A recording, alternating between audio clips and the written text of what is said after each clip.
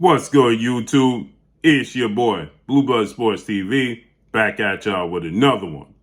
So, Australian superstar, junior middleweight title contender, son of a legend, Tszyu, who is 21 wins, no losses, no draws, 15 wins by way of knockout. He is 27 years of age, 5'9.5" with a 72-inch arm reach.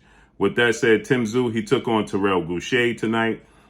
His first debut here in the States, Terrell, he came in to fight 22 wins, 2 losses, 1 draw, 11 wins by way of knockout, 34 years of age, 5'10" with a 73-inch arm reach, okay? With that said, this was Tszyu's debut here in the States, and I wasn't impressed. I believe that Tszyu has a lot to work on. There's a lot of hype behind Tszyu. There's a lot of people that feel like Tszyu can be a world champion. Tszyu is vowing for a position to be the mandatory for the highly anticipated undisputed rematch at junior middleweight between two-time junior middleweight world champion, who currently is the unified junior middleweight world champion, superstar boxer Jamel Lions Only Charlo, and undefeated WBO junior middleweight world champion, Argentinian star boxer Brian Castano. That's scheduled to take place May 14th in a rematch of their first fight that saw it end in a draw. So he's in position to be the mandatory for the WBO and Brian Castano, okay? There's a lot of major players at the junior middleweight division. You got Erickson the Hammer Lubin, who's going to fight Sebastian Fundora, the Towering Inferno. That's scheduled to take place April 9th in a few short weeks, okay? They'll be the WBC mandatory challenger. Erickson Lubin has 1 loss that came at the hands of Jamel Charlo, but for the most part, Erickson Lubin is a tricky, slick southpaw that has a lot of power, okay?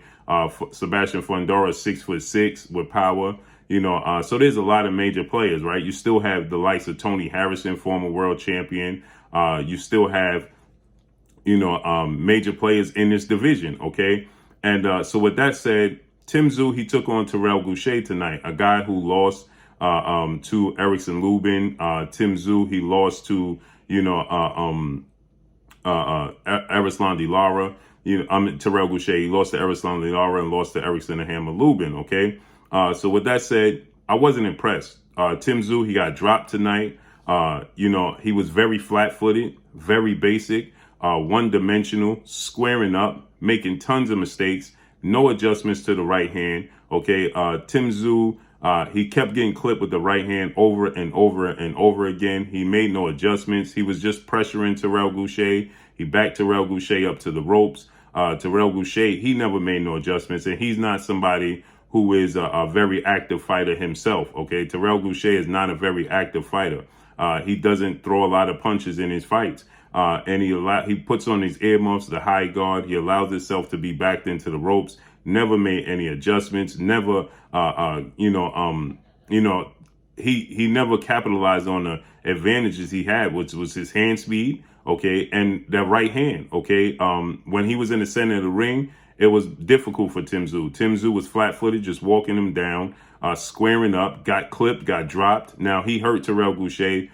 He hurt him to the body, and he hurt him upstairs, okay? But for the most part, I was not impressed with Tszyu. I believe that at 27 years of age, he has a lot to work on, considering all the hype behind him, okay? Again, he's the son of a legend in Costa Tszyu. But again, Tszyu, I believe, he does have power.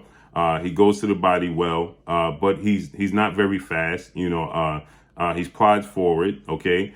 He didn't use a jab at all tonight.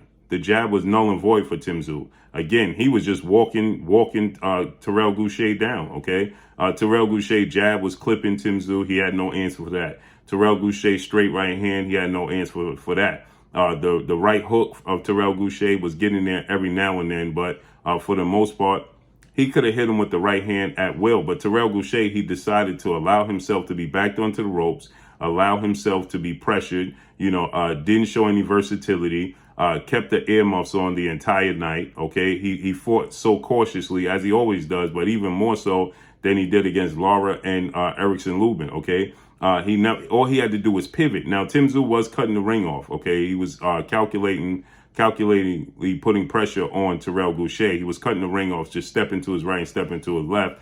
but it wasn't very hard to cut the ring off on Terrell Gausha because once again, Terrell Gausha wasn't very active. Okay, he wasn't giving him different looks. He wasn't changing the channel on him. Okay, when he was changing levels, throwing combinations, he was landing at will. But again, he was choosing not to be very, very active. Okay, and so Tszyu, it allowed Tszyu to walk forward and get clipped and just wait till he got Terrell Gausha on the ropes, and then he tee off on Terrell Gausha. But even then, he wasn't very accurate with his punches at all whatsoever. Okay, now if this is Erickson Lubin with the angles, with the footwork, with the hand speed, with the slickness, it's going to be a long night from Tszyu. Okay, because Erickson Lubin is a southpaw, but he has a beautiful left hand and a beautiful jab and a straight left hand. Okay, if this is Jermell Charlo, okay, Jermell Charlo is going to counter Tszyu, and he'll probably stop Tszyu. Even Brian Castano, with his style, his activity, the way he throws his punches, the unorthodoxness, the angles he uses, that's going to give Tszyu all types of problems. Tszyu, after the fight, he stated he was admitting that he has a lot to work on. He stated, I got to get in the lab. He was asked, what things do you feel like you have to work on in your debut? And he said, everything. And I agree with him, okay, because everything is definitely what Tszyu needs to work on because, again, Tszyu was not very accurate with his punches, okay? They obviously, the objective tonight was to push Tszyu, okay? There was a round with Terell Gausha. He just landed beautiful right hand after right hand, uppercut combinations. And in between that, the highlights that they showed was one uppercut that Tszyu landed, and they continued to show it time and time again. Okay, so obviously we understood, where this was going tonight. But for the most part, I thought that Tszyu has a lot to work on, and at least Tszyu is admitting that there's a lot to be desired. There's a lot that I need to work on and focus on if I'm going to be better and be a world champion. And then he was asked about Brian Castano, Jermell Charlo winner. And he said, if they want it, tell them to come get it. Well, they are the champions, so you have to go get it from them. Whoever wins that fight is going to be the first undisputed junior middleweight in the history of the sport of boxing.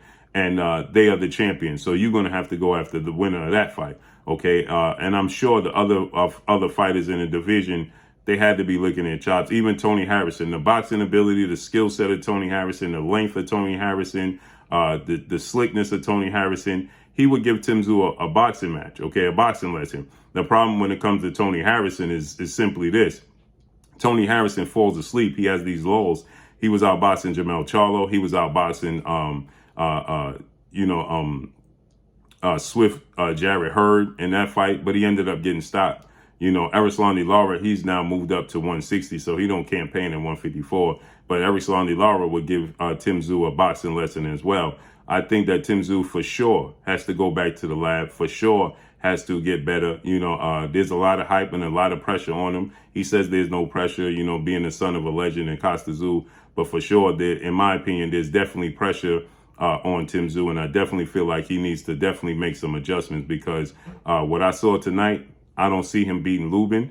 Jermell Charlo, Brian Castano is a tough out. Now, the size of Brian Castano may be, better for Tszyu because he's not the biggest guy, 5'7", but he's crafty, he's very awkward, and he has power. Boxers, pure boxers, slick boxers, they're going to be a problem for Tszyu. So the fact that Tszyu understood and said that he knows he got to get back in the lab, that's a great thing, right?